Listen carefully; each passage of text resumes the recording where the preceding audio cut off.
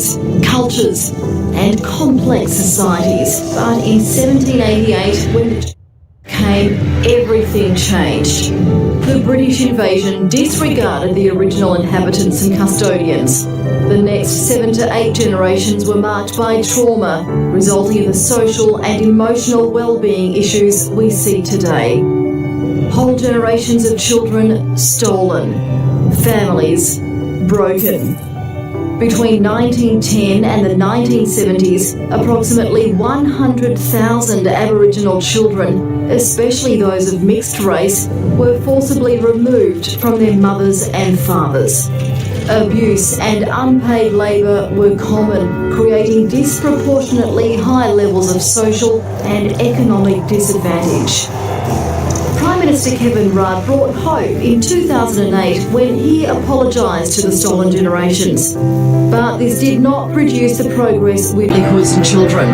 To reconnect with our ancient land, speak our tongue, and be proud of our culture. That's what Yokai is about. Yokai is an Aboriginal initiative that promotes truth, justice and healing for our people. There's a long way to go in addressing the trauma, but we will never give up. Will you stand with us?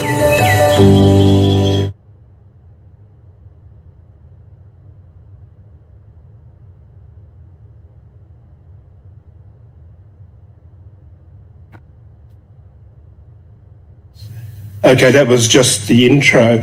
Can I just say too, the front rows are reserved for our VIPs? Not that I want to get rid of you. Now the next couple of productions are quite sensitive and we won't give you the voices, it'll be subtitles of something quite valuable and special for us. So if you'd rather not look at or feel sensitised or traumatised, it is important though because it's virtual reality and it's stories of our old people. And there will be voices of deceased people, so you won't hear the voices, but you'll hear the subtitles. So those of you who have come late, I'm Jim Morrison, I'm Chairman of the West Australian Stolen Generation Aboriginal Corporation. Talk to you some more a little later when Tony joins me on the stage. He's co-convener of the Bring Them Home Committee, and we'll tell you some more once we progress through the preliminaries here. As I say, this is quite sensitive, we're very proud of it, and we're doing some research to make it a little bit safer for our people. So it's the first time it's being showed in public. It's also the first time for us to have a public event around our memorial site, which is the beautiful wings over here. And there will be a video production shortly before we start our commemorations at midday that explains the memorial site. So enjoy.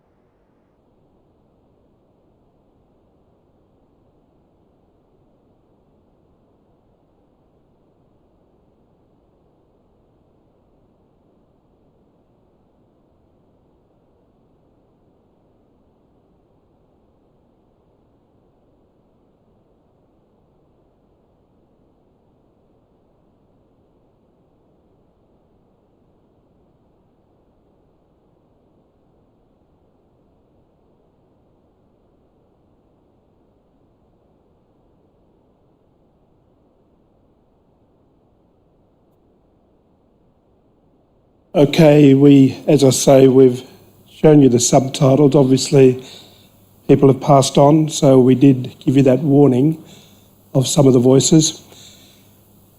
I did say Maribyrnong and Nowangrup. We're not going to show you that today, but we have progressed with this virtual reality, where the most recent virtual reality is Mount Margaret Mission in the Goldfields. We've completed Nowangrup and Maribyrnong. And obviously Magumba was previously the Moore River Native settlement, and we have voices from both eras. And what happens is when you look at this virtual reality, you also get the history of the place, when it was established, when it went from Moore River to Magumba. We think this is a therapeutic and healing tool, but as I've said, we've got to do some research to make sure it is safe.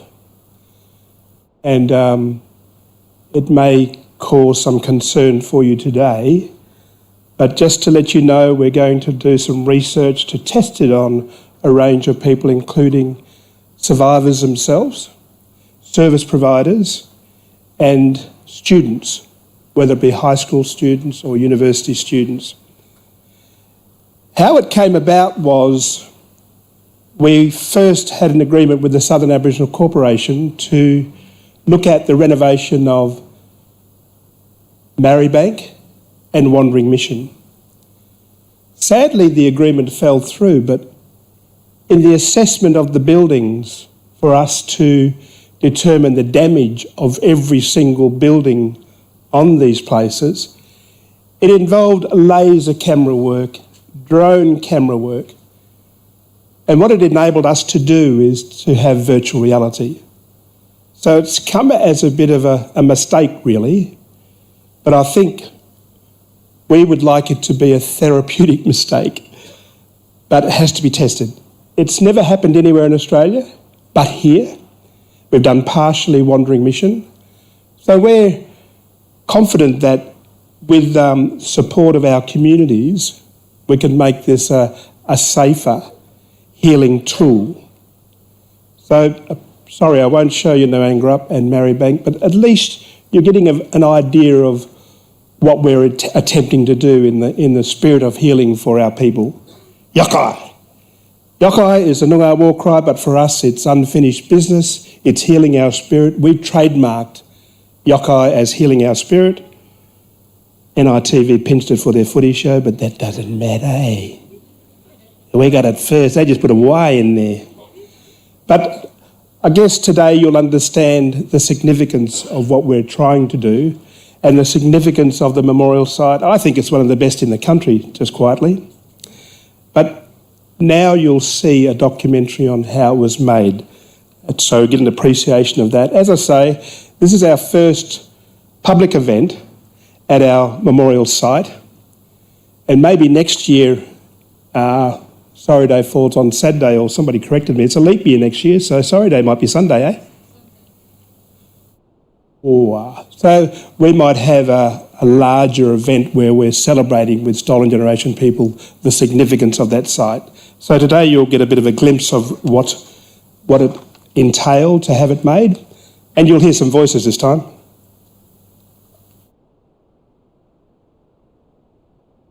My name's Sandra Hill. I'm an elder and custodian of the Wadandi people, the Pibbleman people, and people. I'm an artist. My work is about my culture.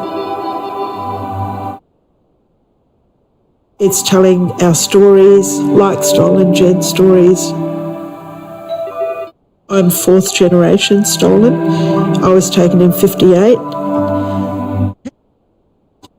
How do you get the information when the welfare's done everything they can to stop you from getting that information? They've cut your files out. My great-grandfather was taken when he was 5. My grandfather, Lewis Culgarrett, was taken by the New Norcia monks when he was a young toddler. My grandmother lost every one of her kids during that period. I was taken with my 2 sisters, Barbara and Trish, and my little brother, Daryl. so many of our people can't talk about being stolen. It's really hard to deal with life at an equal level with everyone else because you're always a step behind everyone. You can't get on with life when you have no identity. When I was in the orphanage, so many people I know were abused. Unbelievable how many. I was force-fed all this food and would throw up, and this is when I was 6.5, and they'd hit you and beat you. I wet the bed once in my entire life and put the wet sheet over your head, and all the kids would parade past you. I've worked on finding family, finding out the truth, and that's given me a lot more resilience, a lot more strength. I live in Balingup, Wadandi country, my dad's country. Yeah, this is the place I want to be.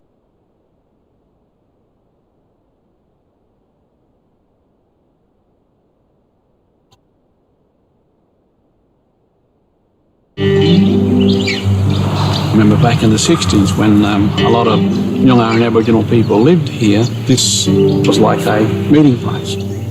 Each and every time I come across that bridge and I'm coming in here, I feel like my corpse at home. This is my home where I grew up. And what we've noticed over time is that it's always been a place of coming back, even when we were moved out of East Perth and into other areas throughout the 70s and that stuff. We'd always come back here, and when we're looking for family or looking for someone to meet up, we'd always come back to here. So this place has always been sort of connected to people in that sense. And there's also another level of that, and that's a lot of our people that were put into the institutions and the missions. But when they were released, some of them didn't even know where their family come from. They had an idea, or had their names changed, and they couldn't find their way back. But I think people and Aboriginal people were here. For a lot of years now, we've been congregating here on Sorry Day. The memorial that's about to be developed will add to it, but give another perspective from an Aboriginal artist's point of view, stolen generation artist, and will hopefully strengthen the commemoration and what it means from a truth point of view, because you're hearing far too often that stolen generations was for their own good, or it wasn't the truth, it didn't happen. And that's what we're all about, is really just portraying what is truthful and making sure that people understand that truth. Because it's not taught in schools, it hasn't been part of the school curriculum. So this is why this is really important.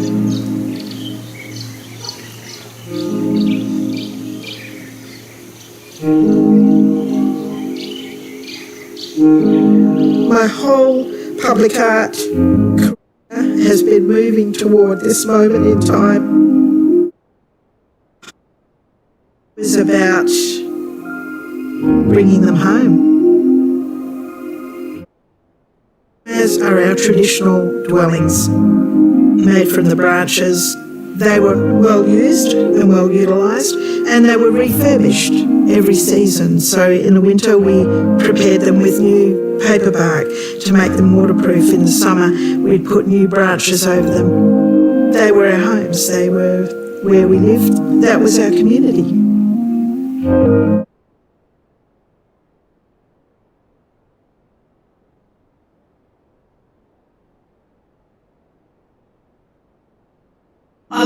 I love this, to see the beauty of the realness of it.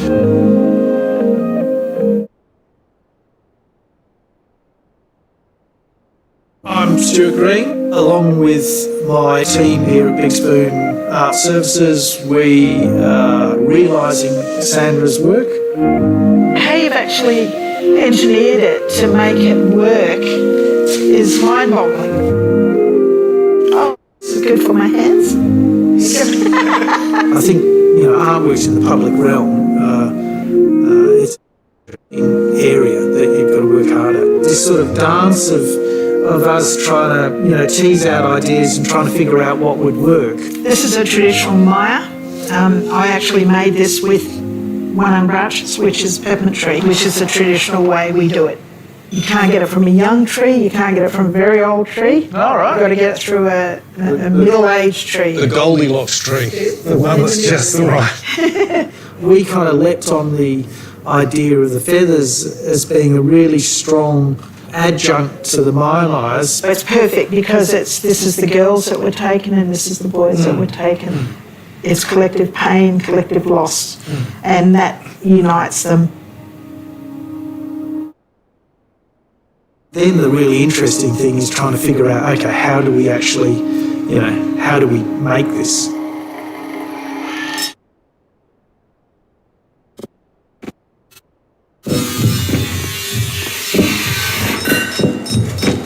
Engineering, construction, fabrication, some sort of methodology for, how to make things well and efficiently.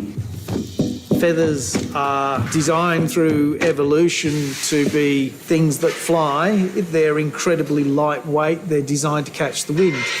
In terms of engineering, we've got to make them so they do exactly the opposite. So the whole work is aluminium, which makes for a really good material in terms of it being sort of rust-free, fairly good maintenance sort of qualities. But the only trouble with aluminium is every time you weld it, you lose about 30% of the strength of the aluminium. For such a tall structure that catches the wind, the engineering has been quite complex, and one of the solutions has been that there's actually no welding in this part. These are the real sticks that are packed into the sand up to halfway, and then a box of sand goes on the top half, and then essentially you can pull the two halves. When you take out the pattern, you're left with the shape that you'll fill with metal. Oh, they've got an organic look to them, they're branches. And I love the nubs and the lumps. So it takes the form of 5 myres around a central feature of 6.5 metre tall currick feathers. So they form the central point of focus for celebration, acknowledgement and remembrance. They've been a part of our symbolism for a long, long time, for many generations, and everyone recognises them. Or Noongars, Kimberley mob, they all know these birds, and I couldn't think of a better way to represent those stolen kids than with these feathers. Yeah. And it's also a beacon. When it's lit, it's a beacon to help them find their way home. Most families were left with nothing but their children's footprints. I didn't go back to my family. These are my footprints as well, and my sisters, my 2 sisters and brother.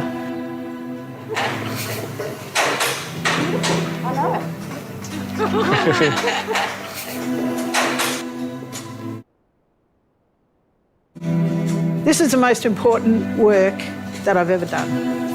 Out of everything I've done over the last 30 years. Well done. Well done. Thank you. I'm glad we could help.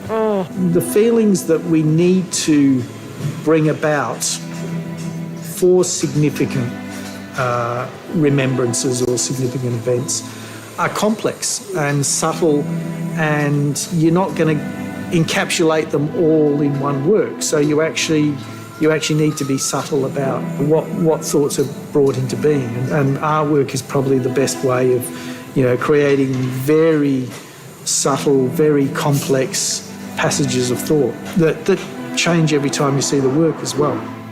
People will hear about it and they'll say, okay, that's where all the stolen mob will go for Sorry Day. I think I might go there and ask some questions. This is for those individuals who are still out there suffering from what was taken from them. This is for them.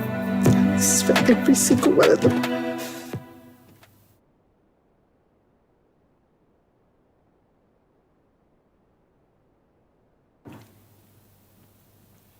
I just realised those steps are in the wrong place. They should be here in front, Anna. Look, there is an opportunity before 12 to have a look closer at the memorial and the way Sandra's explained it. It's quite significant and important. I've got to say, though, that when I set up the Noongar Patrol years ago, other Noongars claim that they set up the Noongar Patrol, but never mind. There was a really sad period where the city of Perth were racist. They blamed me for the children coming into the city because we had blue light discos at the back of the Aboriginal Advancement Council. Don't tell them, but it was a morgue. But you don't need to know that either. But the city of Perth were very damning of the way we set up the Noongar Patrol, and not only the staff but the councillors. Remember Bert Tadori? You know, and he slammed the table and said, that Jimmy Morrison's bringing all these kids in for these blue light discos. And he had a heart attack. A bit of karma for him, innit? So in recent times, we talked to the city about the history here of Sorry Day. And of course, we'll talk some more about Sorry Day once we go live at midday. And it's the amount of money they spent on this beautiful memorial is really quite significant. So for me, it's an achievement with the city of Perth, and I'm pleased that Nick was featured in the production, because Nick and I run a radio show on RTR FM. It's actually playing now on Noongar radio, and at midday I'll be playing at FM radio in Albany. And Nick and I were on the stage the other night because we were both nominated as NAIDOC elders. And I never thought I was going to make it, eh? So it was lovely to have Nick there on the stage with me, and good to see Nick in that production. So if you'd like to just take a break and look at the site, there's 5 Maya-Mayas, and Sandra explained that quite well. She has got work at Wellington Square associated with the Coolabrew Club, but as she said, this is quite significant for us. It's significant for stolen generation peoples in this state, and I'll talk some more when we go live, but the research tells us that more than half of our population in Western Australia are stolen and descendants. 57% of the Aboriginal population in Western Australia are stolen and descendants.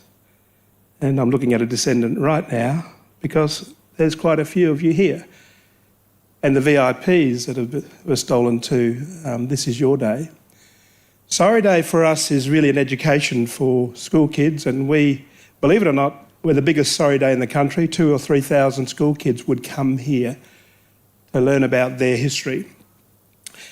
And today is significant because it's a community event. We deliberately have done it this way. The last 2 years it's been virtual, going live to the schools. Today is also it's going live to the schools. But today is significant because a lot of our survivors are here, and I'm looking at them now in the front row. So this is your day, and this memorial is our dedication, commemoration to all those people that were stolen. Later we'll talk about the petition that you're sitting on. We're having a rally at Parliament House. I'll talk more about that. But I just wanted to give you a feel of the importance of what you're looking at and the relevance, because this state is the worst in the country for removal. And I'll talk some more after 12 about what's impacted on us and how we're travelling as far as Aboriginal people in this state. So have a look around the memorial if you wish. Stay comfortable if you wish. There's a cup of tea in the back, and we'll kick off live at midday. We'll just show you now a little production from the Healing Foundation, which also might cause some concerns for you, but it is a reality. It's the reality of our world and how we need to educate our community. And I'll talk more about truth, justice and healing, which is what this day is all about.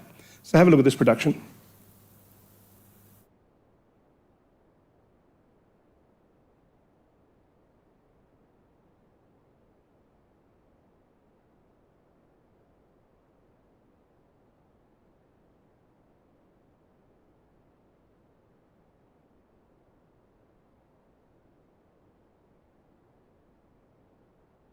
The story of our communities, people and nation starts a long, long time ago.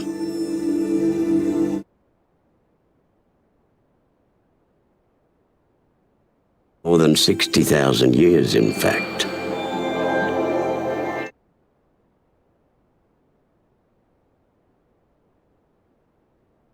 This was when our culture and our law first started to thrive.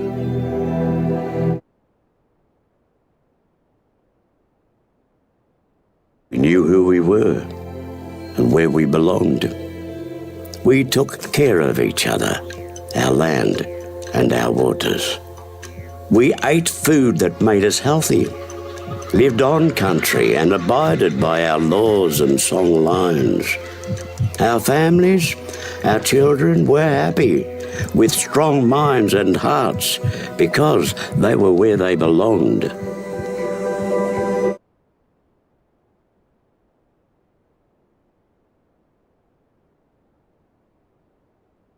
But then, everything changed. Colonisation came, bringing wars, disease, famine, violence, and the destruction and violation of our cultural laws, sacred sites, families, and communities. We were denied our knowledge, language, ceremonies, and identity, the very things that tell us who we are and where we belong. And our connections with each other and the land grew weak. And then, our children were taken from us. They had their names changed and their identities stripped away. They were told that Aboriginal people were bad. Worse still, they were told that their parents and grandparents did not want them. For years this happened, and those children became known as the stolen generations. Our children were denied love and experienced physical, emotional, and sexual abuse. This left very deep, very complex, and very real wounds, leaving scars that are still being felt personally, socially, spiritually, and collectively. In the time when our story started, we were able to parent in the cultural way that has seen our families survive and thrive for generations. Our people were strong, and our culture flowed and healed us in times of hurt. But since the trauma of colonisation and the stolen generations, we have not been able to heal in the same way. And we have unknowingly passed this trauma on to our children through sharing our sad stories and having them witness and experience our pain.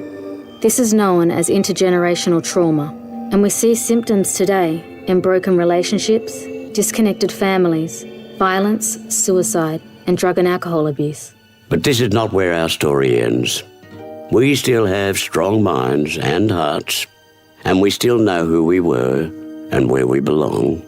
By creating safe and strong communities together, supporting our families to be free from pain, returning to our culture and building a strength of identity, we can stop the cycle of trauma and bring about positive intergenerational change so that we can continue to thrive for the next 60,000 years. There are simple things that we can all do to help heal our trauma. Visit healingfoundation.org.au to find out more.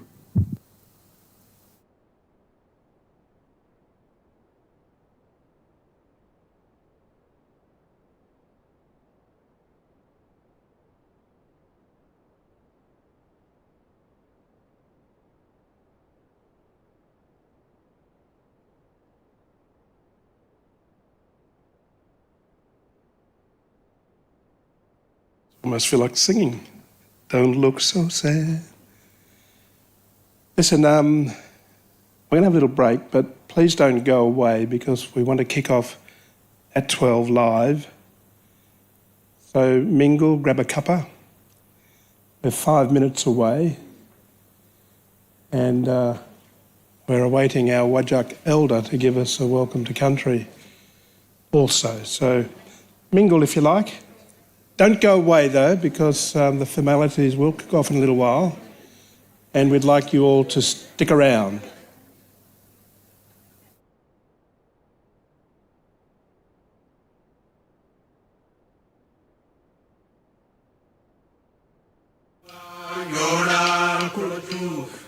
Malapanina, Kayaga, Kujuba, Kayaga, Kujuba, Malapanina.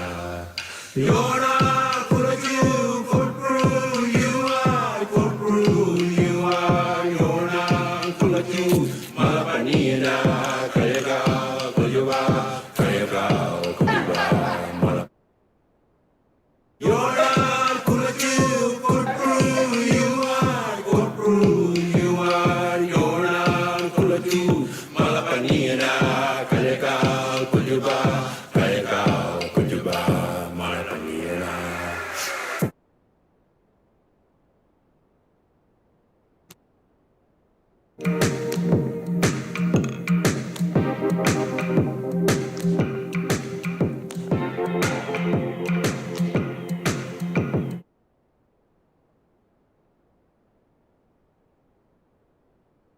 Yona, Kuraju, Malapanina, Kayaga, Kujuba, Kayaga, Kujuba, Malapanina.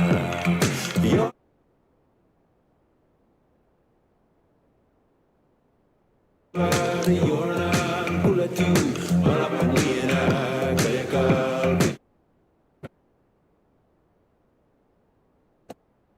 Yona, Kuraju, Kurpru, you are, Yona, Kuraju.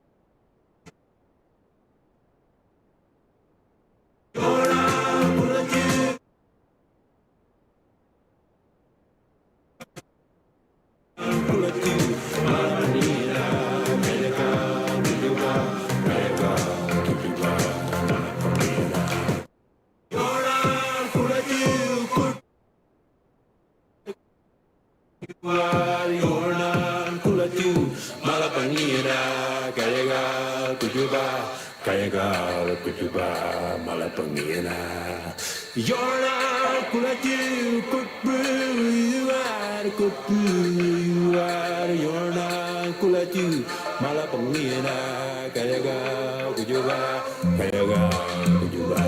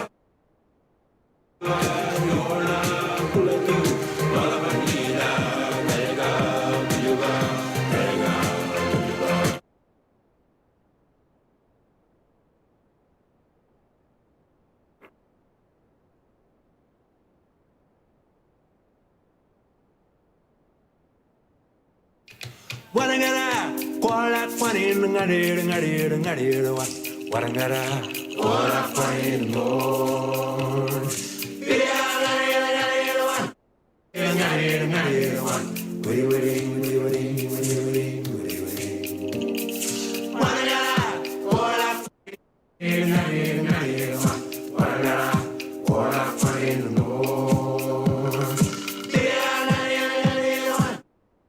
Warangara,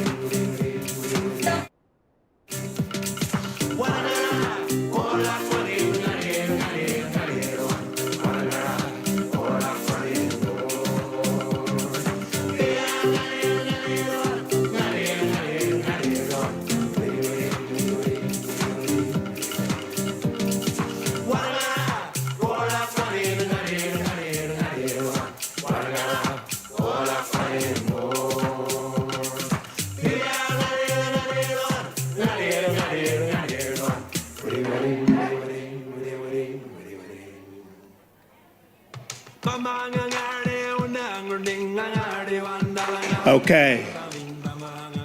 Yakai. Okay, so you had a chance to look at the Stolen Generations Memorial. In fact, if you Google it, the City of Perth have got it on their website, and if you Google it, you'll be able to pass on this information to family members. And it's also lit up at night, so really an interesting project. And I just saw the Lord Mayor over there.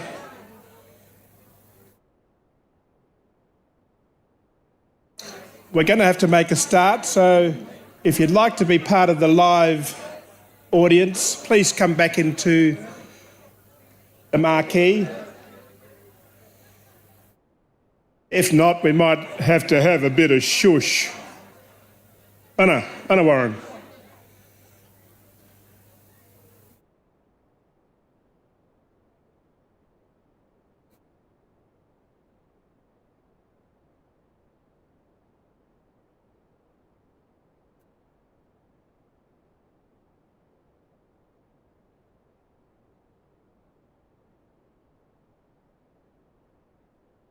Yeah.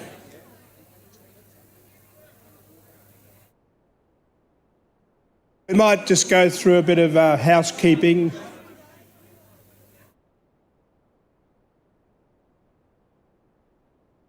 Just to alert you that there is a cup of tea at the back, but there's also toilets. You don't need to go to the corner of Wellington Street and Hill Street. There are portable loos very close.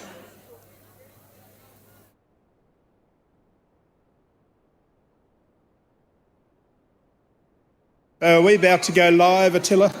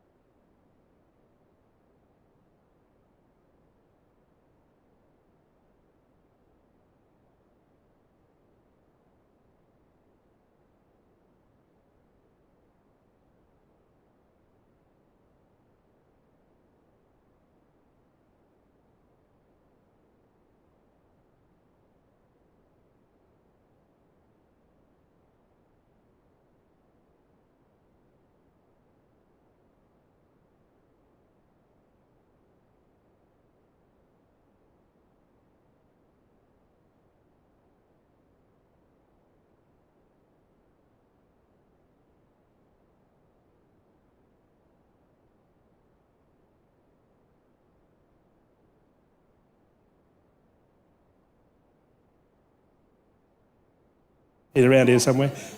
Good. So we're about to go live now. So I will, before we go live, I'm going to ask Walter Maguire, our distinguished Whadjuk elder, to come up and welcome us to country. Thank you, brother.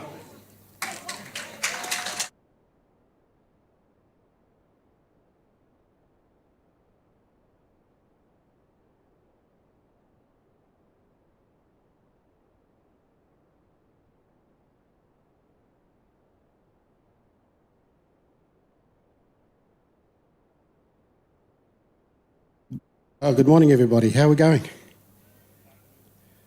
Good afternoon, eh? Good evening. Some people are in different time spaces. I think I am one of those. It gives me great pleasure to stand here and to, first of all, I'd like to acknowledge all the other elders that are seated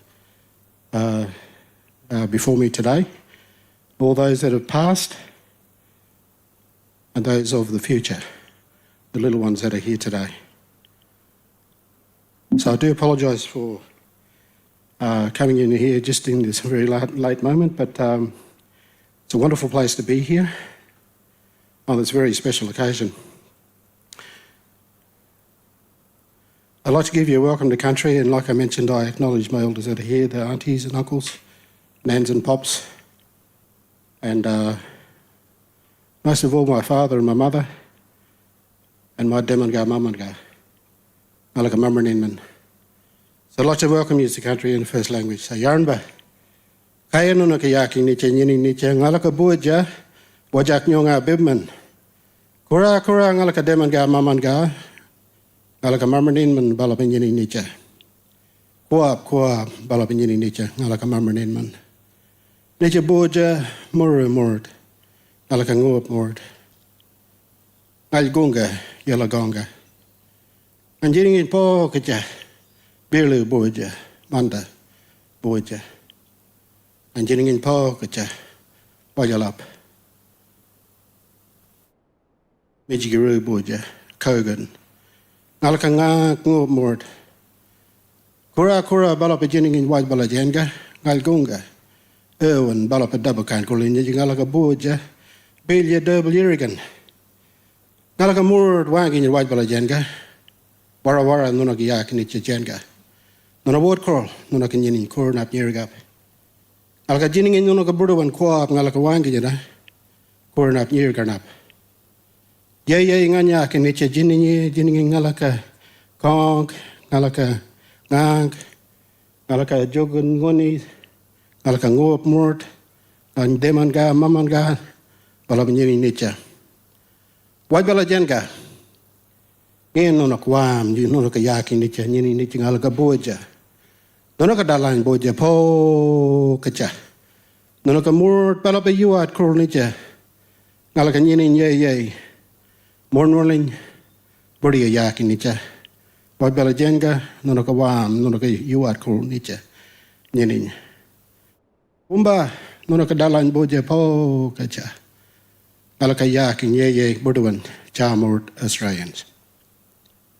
Kujoba, Nakba, Narabrik, Walbrin, Nunaka, Weir and Court Kata, Jenna. Nunaka Nukadin Niche, Carlap, Gorquap, Alaka Boja. Buduan Alaka Kuranga, Narab, Ira, Dabakan Kulin, Monolin, Kuranga, Wajalajenga, Nara, Ira, Dabakan Kulin, Kuranga, Nobridge, Alakamur, Palabawankin, Coop, Cha. Kujoba, Nangpa, Narabrik, Walbrin, Nunuka, Carlap, Gor. Nunaka Kuranga, Nobridge, Coop, Nunuka Wangijera. Buduan, Galaka, Coop, Yakinicha. So, ladies and gentlemen, as I stand here, we are the Nyunga Bibman people. We are the Wajak on the tribal lands of the Wajak. We also acknowledge all the other tribal clans. I also acknowledge all of the Nyunga Bibman Nation and all the other First Nation, the sovereign nations of what is now called Australia. Prior to the invasion of our lands by the Europeans, there were in excess of 250 language nations. Today, we still stand on country. Today, we still welcome the good spirit. Today, Malakawangi and Wara we're none of what corn, Yenny Nunaka Karlapur. Malaka da Bami Nunaka Yaki Nicha, Burduan Galakawangi. So we tell the bad spirits, there is no place here.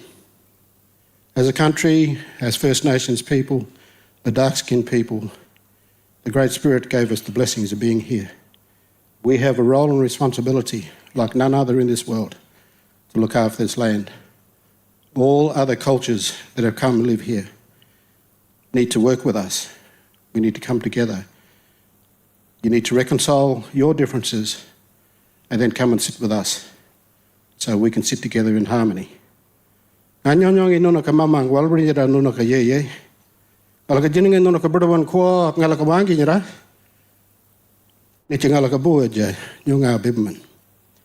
So I'd like to sing you a song we call Mamang.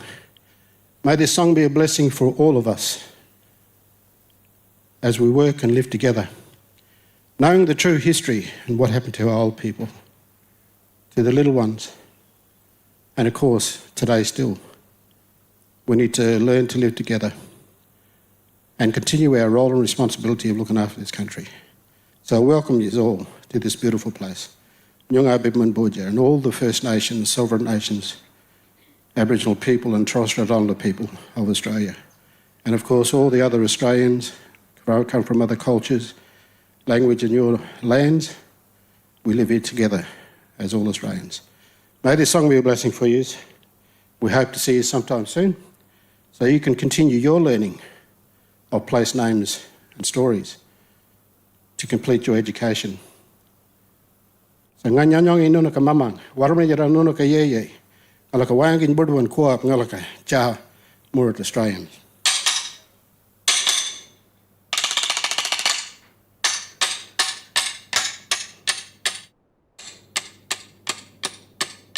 Wanre gamalana, boyangudo, wanango, wanare gamalana, boyangudo, wanango, wanare gamalana, boyangudo, wanango, wanare gamalana, boyangudo, wanango.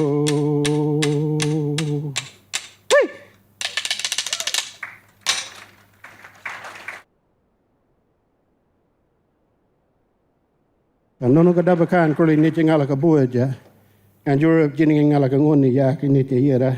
Jim, thank you, brother, for allowing me the opportunity to stand here and welcome people to country. Like I always say, always acknowledge the old people that are still standing on country, my elders, and my uncles and aunties, my grandfathers and grandmothers. And do take care, have a lovely day. Say hello to somebody that you may not know, or, have a good conversation, have a cup of tea. Anyway, I'm a tour guide, I can talk all day, I better get off the stage, eh? All right, God bless, I better start a fire. Thank you.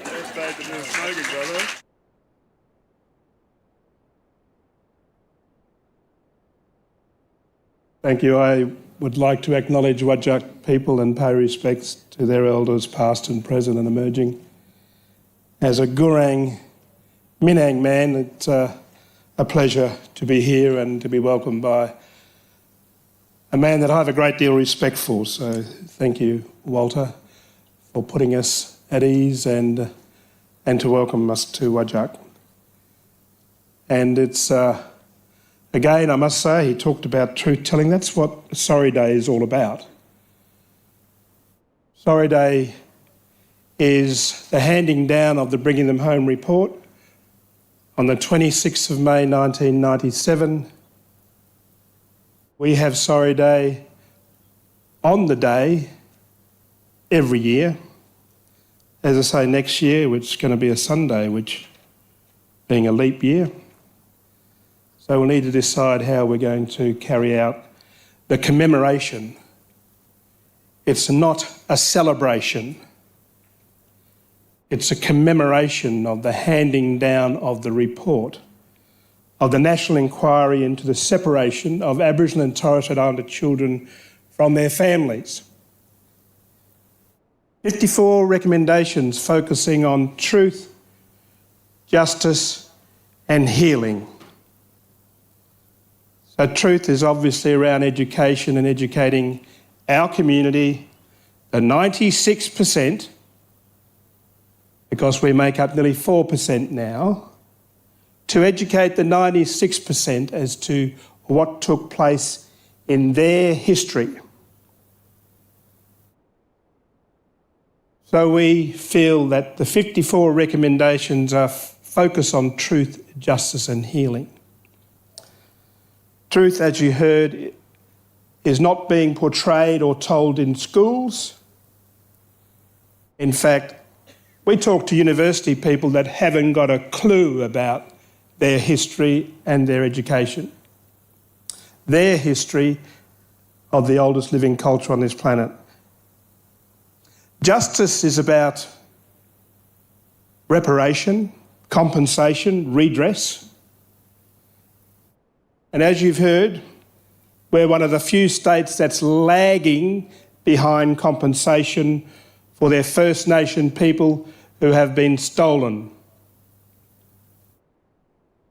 So you are invited to a protest rally on the 13th of June at Parliament House to demand that our people are compensated for this dreadful part of our history. It was genocide, wasn't it? A period between 1930 and 1960 where there was a breed out the colour policy in this country.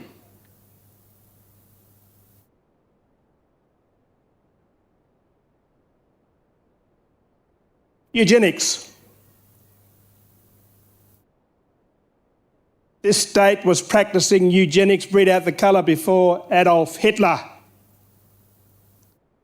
Eugenics is a scientifically and immoral theory of racial improvement and planned breeding, which gained popularity in the 20th century.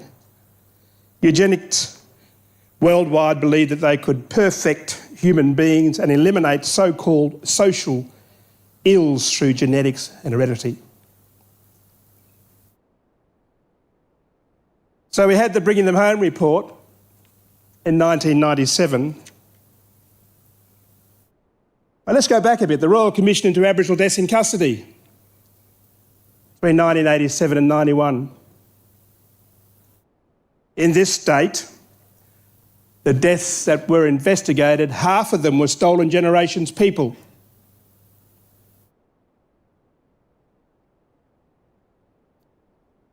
There's been a couple of very damning royal commissions in this country as well that you need to hear about.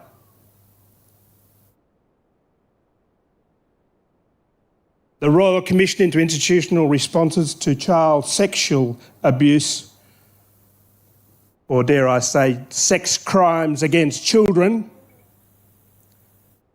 was delivered on the 15th of December 2017. I need to alert you too that there was a Royal Commission into Aged Care Quality and Safety was established in October 2018 and tabled in 2021.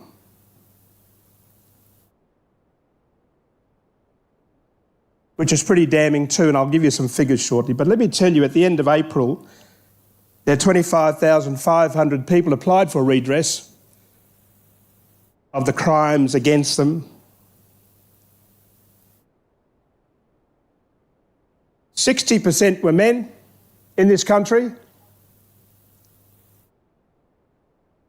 1 in 3 were Aboriginal. 2 out of 3 applicants in Western Australia are Aboriginal. Why am I telling you this? Because stolen people were perpetrated by predators.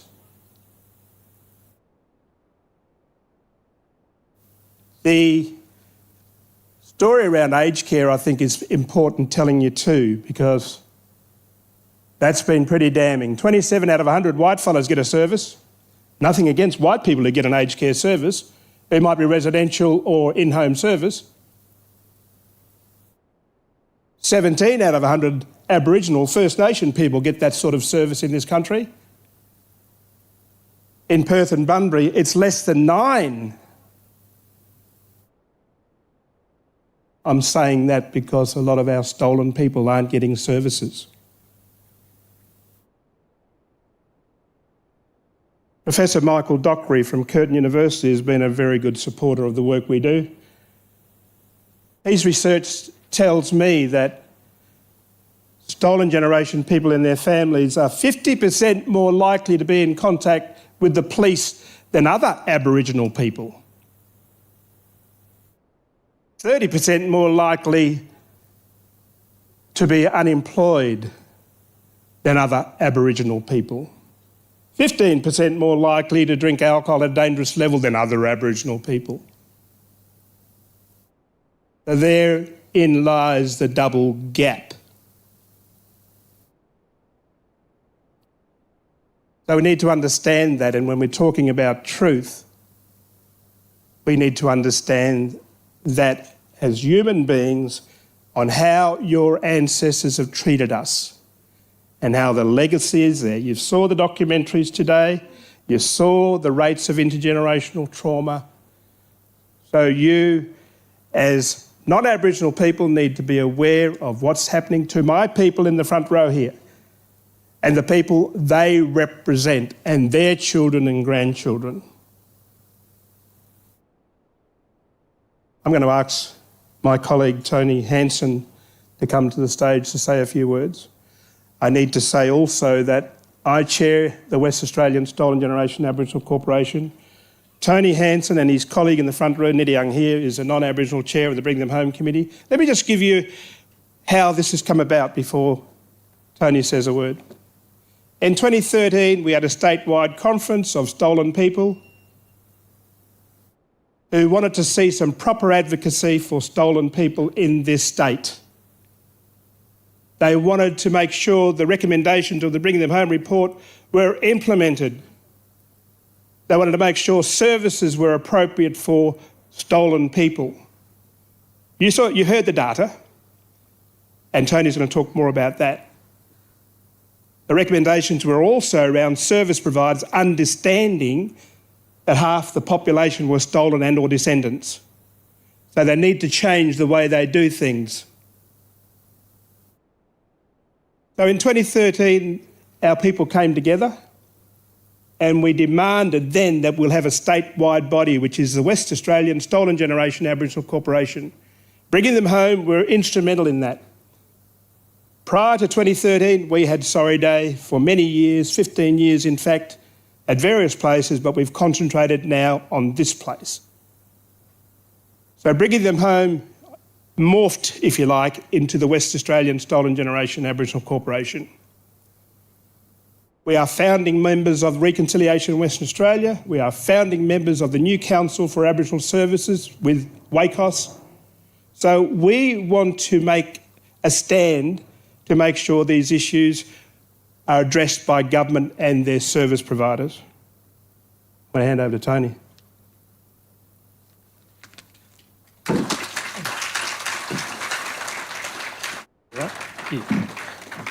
Thanks, Jim.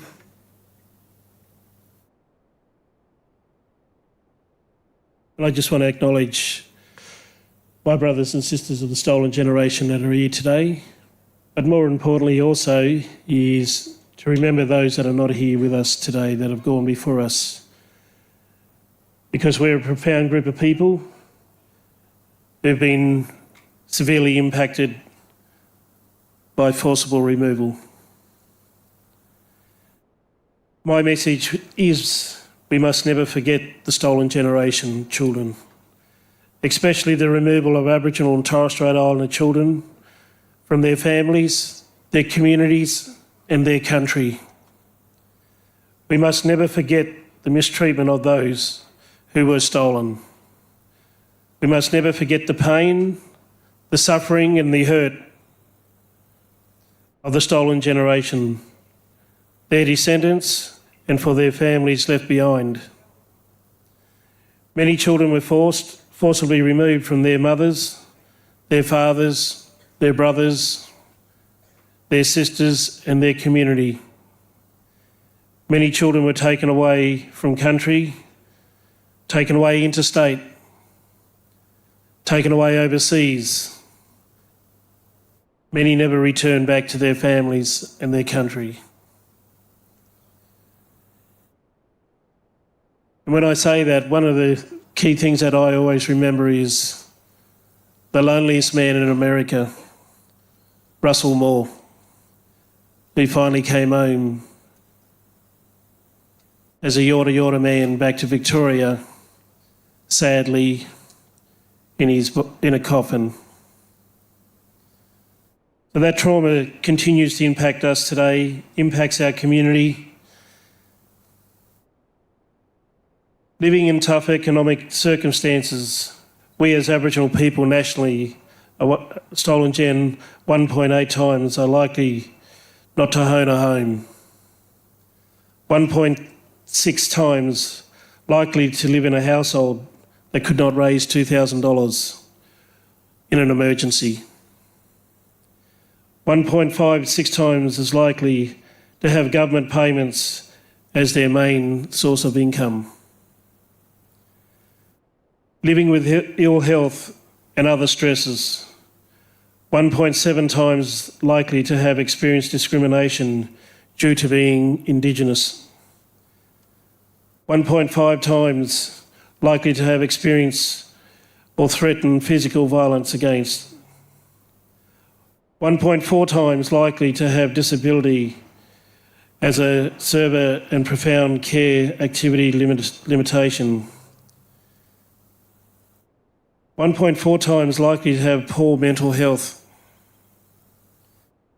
and 1.3 times likely to have been diagnosed with a mental health condition. You might ask yourself the question, why am I talking about these stats? Well, these stats is the research that's been done by the Australian Institute of Health and Wellbeing. It clearly highlights the disadvantage of the Stolen Generation people in our country. Living with higher levels of some health risk factors, 1.7 times likely to be a current smoker.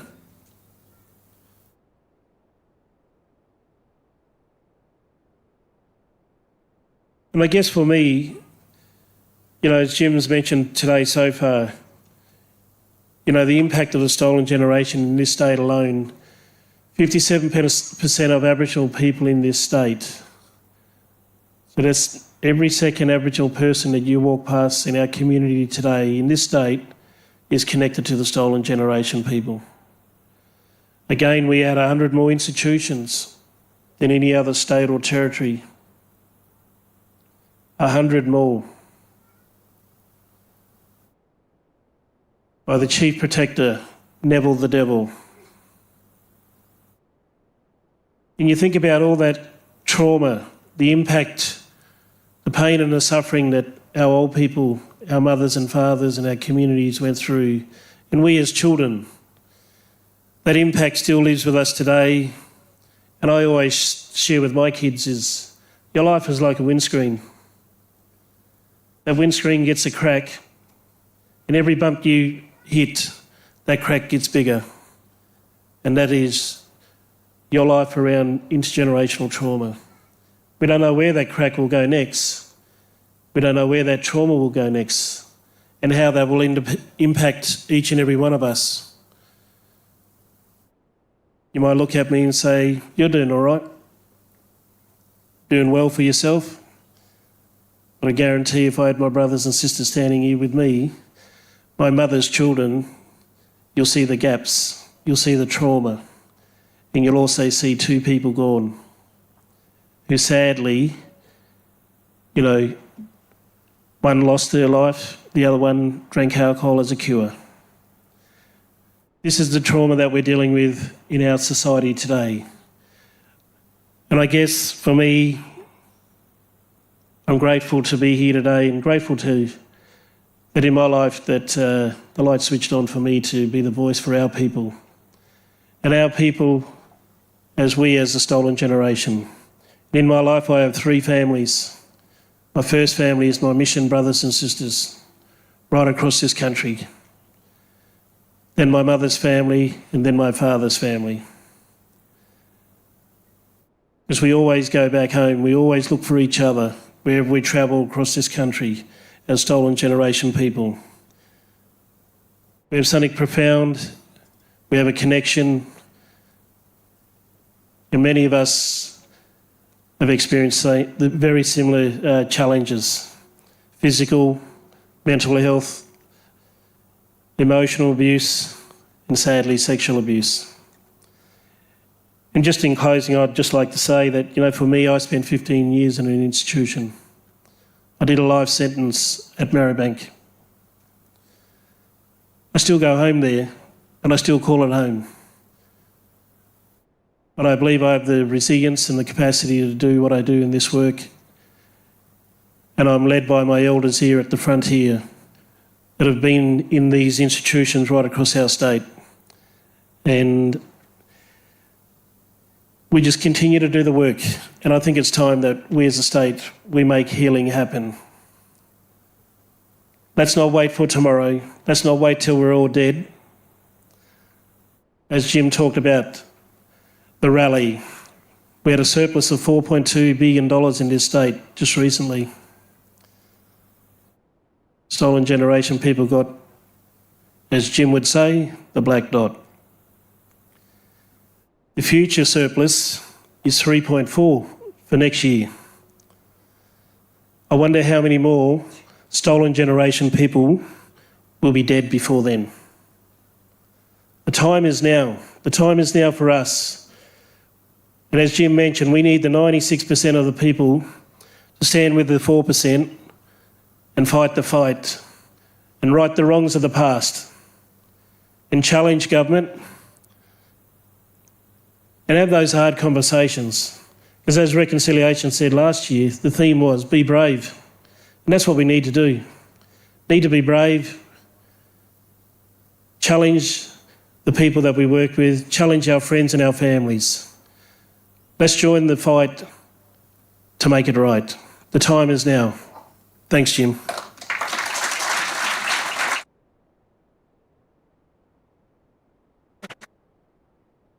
Thank you, Tony. We now have a special guest to talk to you now.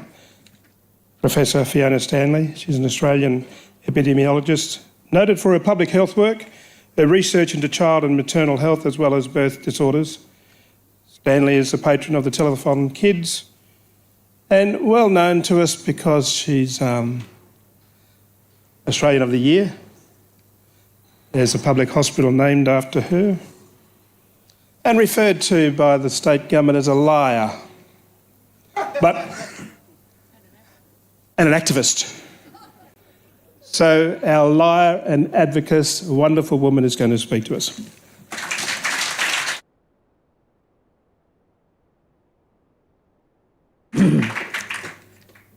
Thank you, Walter, if he's still here, for that wonderful welcome to Noongar Boodja.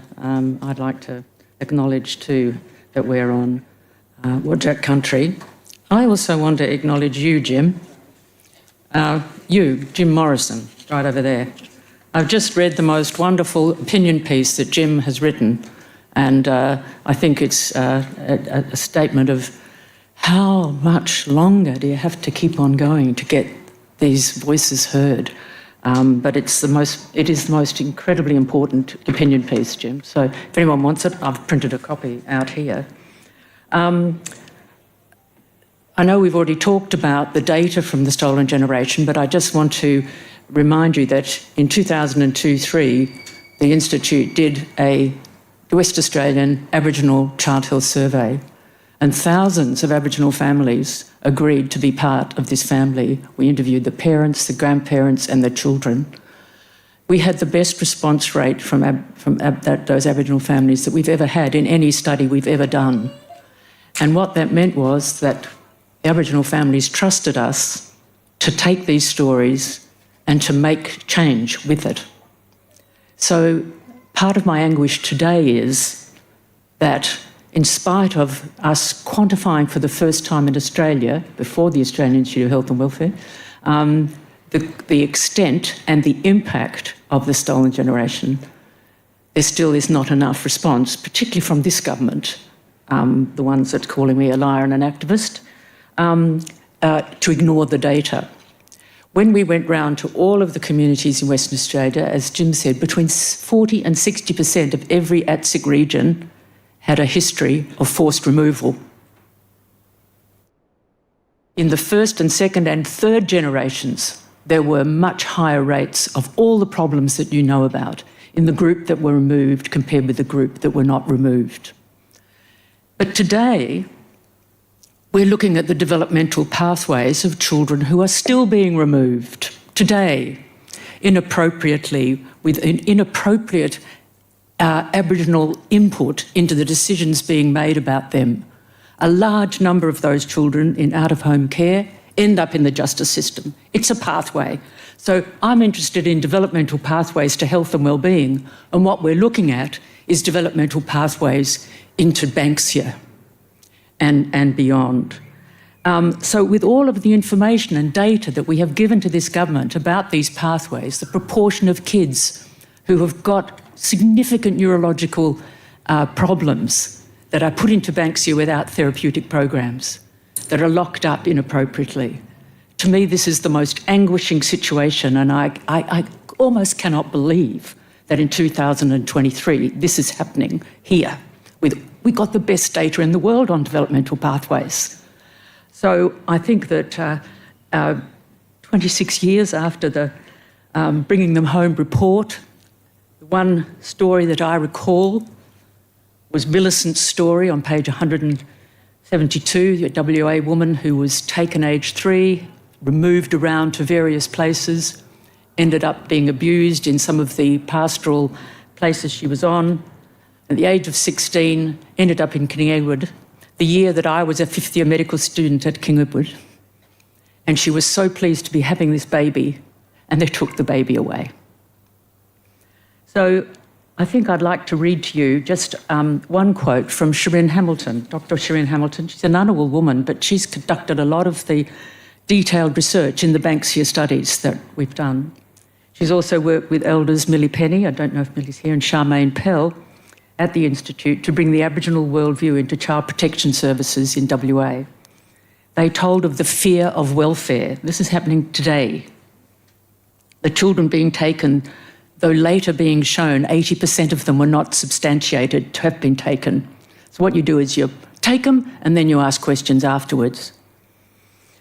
lack of understanding of the strong and protective family networks that exist in all communities, which I have had the privilege to observe and to be almost part of in the state. So what she says is this: if saying sorry meant anything, asking questions about historical involvement of the state and hearing these stories of our families should invite a fundamentally different response to the family, a unique and individual response led by our elders, led by Aboriginal community organisations, and there are a lot of really good ones here in WA, and the community to redress the harms that a family could have suffered over many generations.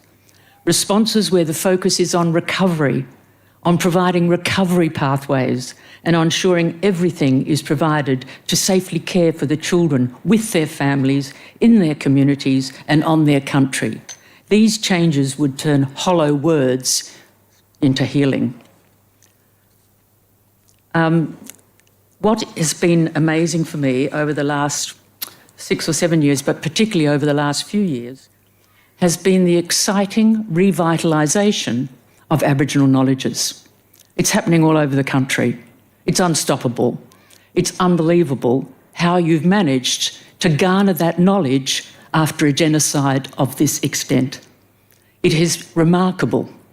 I attended a Birthing on Country symposium here a month ago, perhaps more, run by Marcia Langton, Kath Chamberlain and Rhonda Marriott, 3 outstanding women leaders, 2 of whom are midwives. And we had 200 Aboriginal women from around the nation presenting us with stories about birthing on country, bringing back grandmother's way of birthing with the most amazing results, halving the preterm birth rate in a randomised controlled trial of Aboriginal doulas. So there's no excuse now not to give Aboriginal people a voice in the services that they need. It's just so important. I mean, if you don't care about humanity, it's bloody cost effective, for Christ's sake. Stop wasting taxpayers' money. But what I think is extraordinary is how these knowledges are not just about birthing, but about all the other aspects of Aboriginal life and how we should be living on this planet, are now becoming looked at, valued. I don't know how you've done it. I really don't know how you've done it, but it's absolutely magnificent. Now, when I said to Jim, is it all right if I end what I want to say with a quote from Dr. Yunupingu, he said yes. So it'll only take a minute perhaps, Jim. This is Dr. Yunupingu's words from his essay Rom Watangu in the Constitutional Referendum document.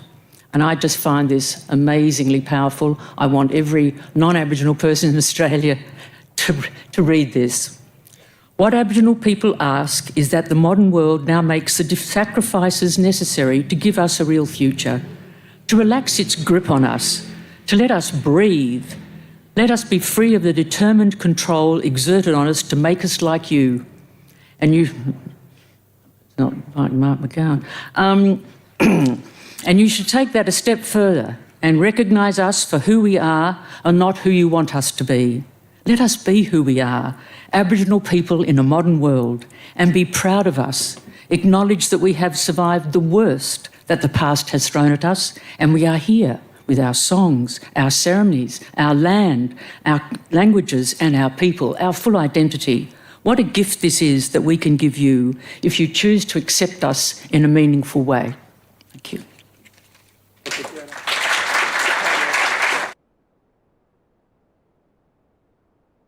I don't want Fiona to go just yet. I've got a question for you. We had a yarn last Sunday, and there was something quite disturbing about what you said to me when services in the Northern Territory, I believe, were... No, nationwide. Nationwide were not being funded, and you questioned a politician who was in power at that time. What did he say to you? Oh, okay. This actually is a really important point, so I'm going to tell you the true story. Across the nation in 2014-15, Tony Abbott, Mark Turnbull, Nigel Scullion and Simon Birmingham defunded the 75 Aboriginal-controlled early childhood centres across the nation, and now they wonder why there are so many kids going off the rails in all these communities. These were outstanding centres. June Oscar's program in the Fitzroy Valley, Bibbit Willem in Thomastown in Victoria, 75 of them, with only 200 million. So we went with a group of Aboriginal people from Snake, Muriel Bamblett, Geraldine Atkinson, and we went to see Nigel Scullion and Simon Birmingham. And I was telling Jim last week that Simon Birmingham turned to me and he said, after we'd given our very good reasons why these were such important services for the future well-being of children as they grow into adults to participate in Australian society, and Simon Birmingham turned to me and said, Fiona, they're only 3% of the population. So I said, Simon, it's life and death for these people. So it's just shame. Thank you, Shane. Well, a brave woman, this liar here. I didn't think she would say his name, but he did, she did. He did say it, so that's what we're up against with this Australian government, and I'm sorry, I should have had some water for you. Look, we're going to, sadly, we lost Archie Roach, to rest in peace, since the last sorry day here. You weren't here last year because it went virtual, went live, like this is going live. We want you to listen to his song that was a really, an anthem for our movement. Can we play that video? Recorded here. Yeah, recorded here. Let's go.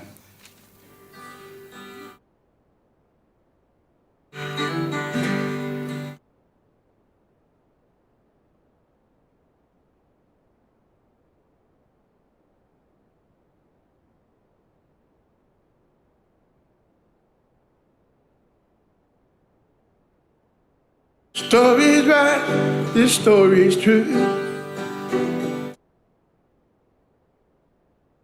Eyes to you, that the promises they did not keep.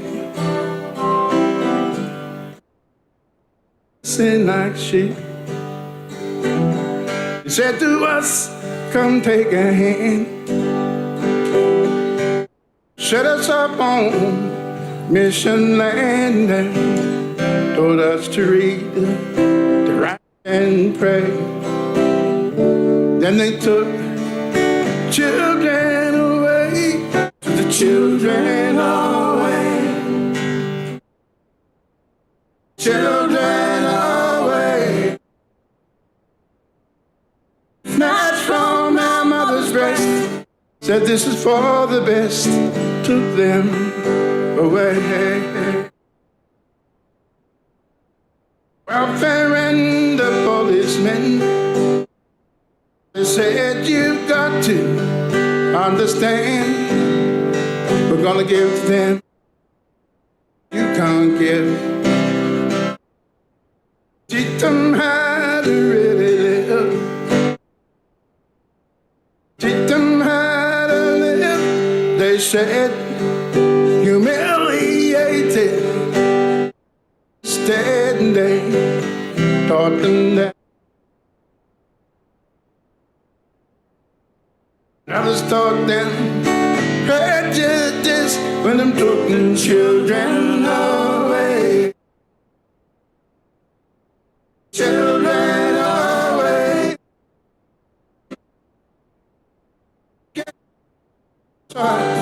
Came and I saw them away.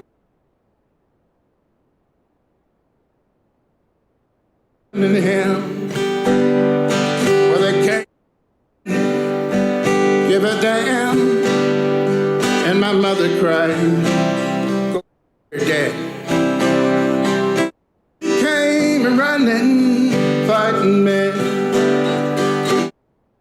Mother's tears were falling down, and my dad shaped up and stood his ground and said, you touch my kids, you're gonna have to fight me.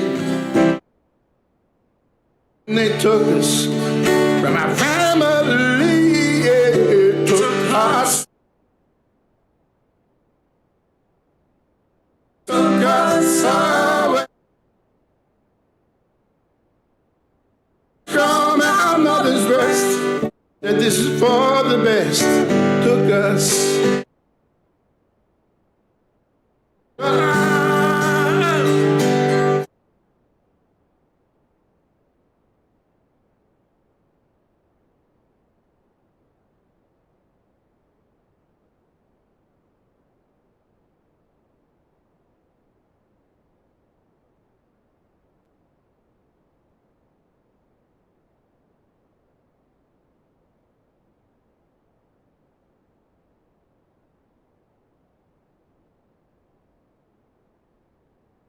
Told us what to do and say.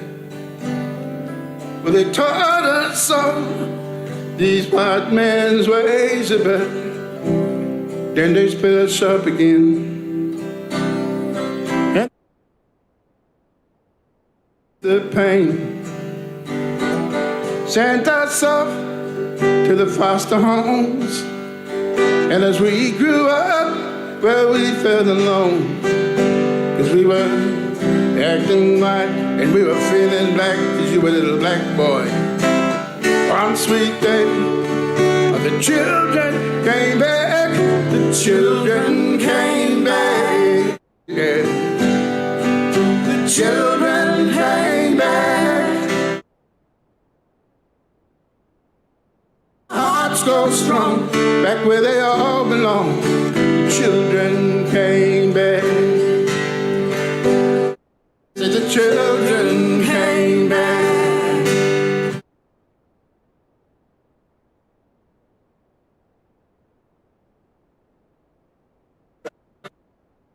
Stand back to this mother's land. The children came back.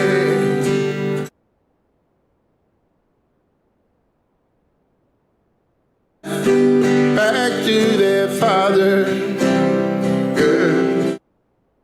Back to their sister, to their brother, to their people,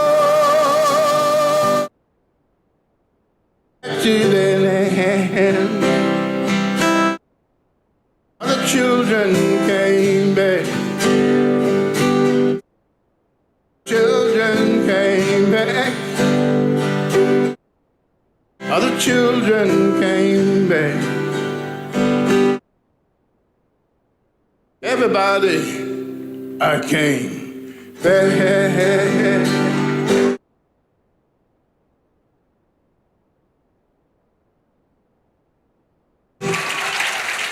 Thank you.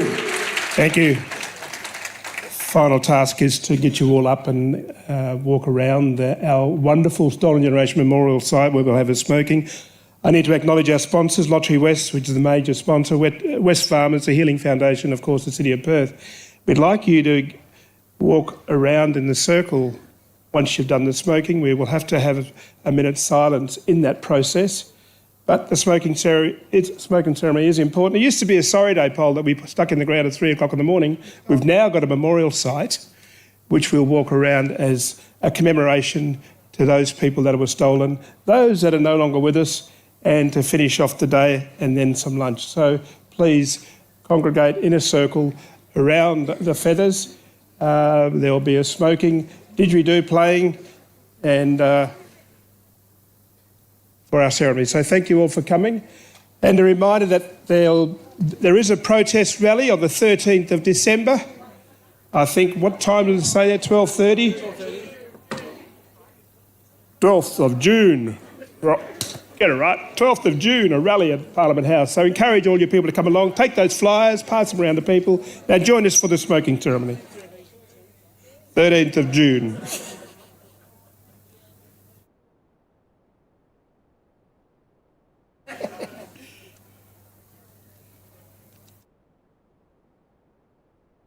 Right, Goody?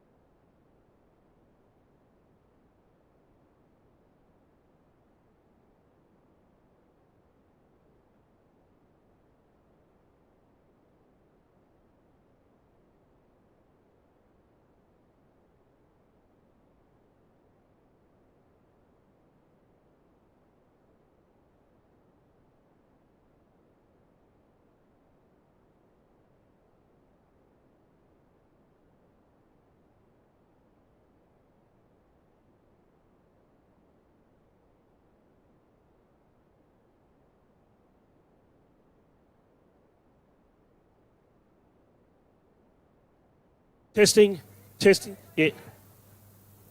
Just a quick notice for everybody.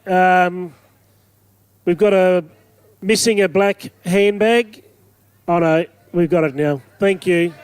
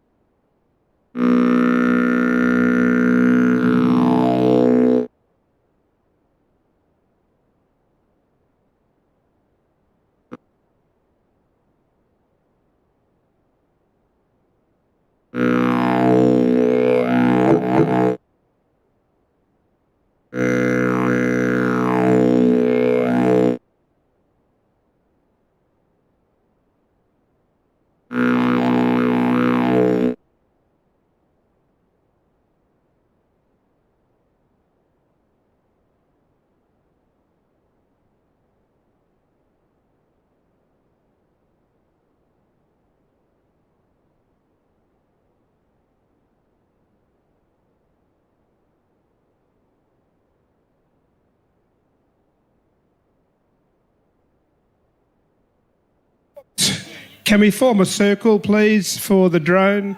We want to get an aerial photo of you going around the circle, please. Go through the smoking and give us an aerial shot.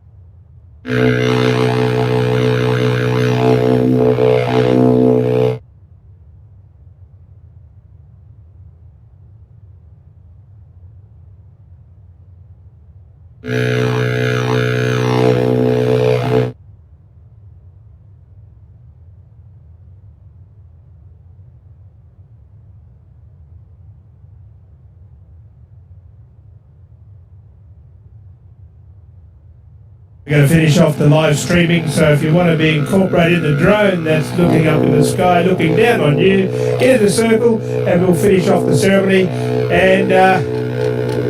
And see how we're going. We might have a minute's silence before you leave, before you go to lunch.